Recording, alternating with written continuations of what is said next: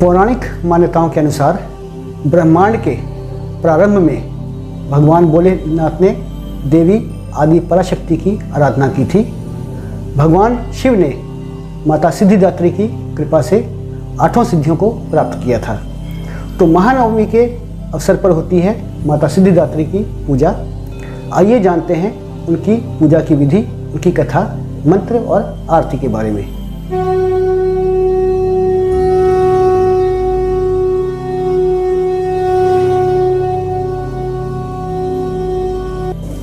कमल पर बैठने वाली माँ सिद्धिदात्री लाल साड़ी में सुशोभित रहती हैं।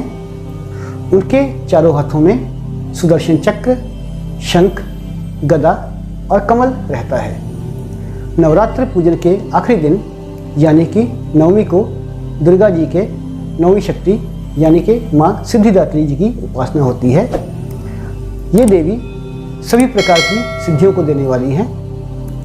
इस दिन जो भी भक्त विधि और विधान के साथ पूरी निष्ठा से माता की पूजा करता है, उन्हें सभी सिद्धियों की प्राप्ति हो जाती है। सृष्टि में कुछ भी उसके लिए मुश्किल नहीं रह जाता।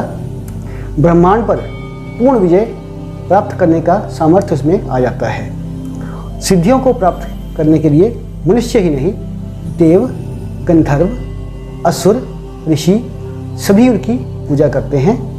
इतना ही नहीं, माँ सिद्धिदात्री शोक, रोग और भय को खत्म करती हैं। तो आइए जानते हैं नवरात्रि के 9वें दिन माता की पूजा विधि, उनकी व्रत कथा, आरती और मंत्र के बारे में।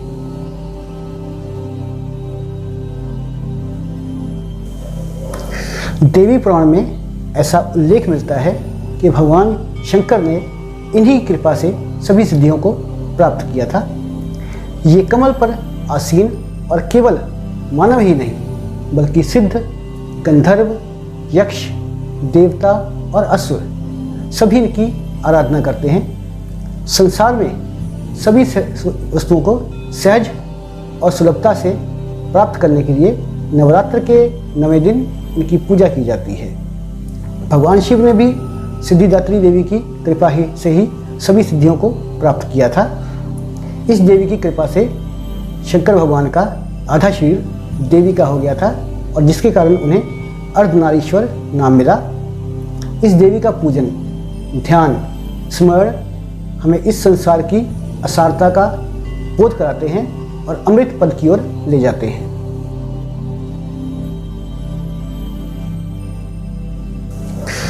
दुर्गा पूजा के इस तिथि को विशेष हवन किया जाता है। ये 9 दुर्गा का आखिरी दिन है। तो इस दिन माता सिद्धिदात्री के बाद अन्य सभी देवताओं का पूजन करना चाहिए।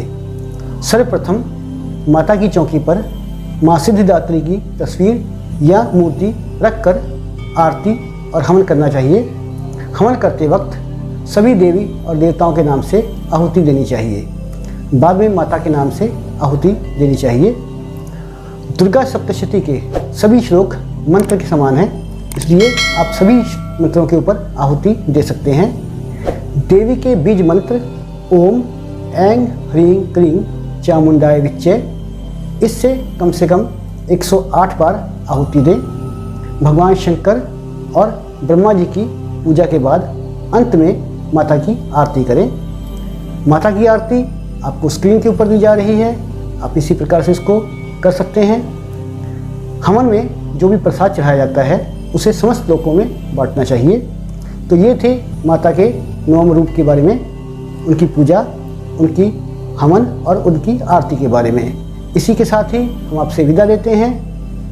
आगे भी हम आपके लिए इसी प्रकार से ज्ञानवर्धक और ग्रहों के अशुभ फलों को दूर करने के लिए टोटके और उपायों की वीडियो लाते रहेंगे। तब तक के लिए हमें आज्ञा दीजिए। नमस्कार।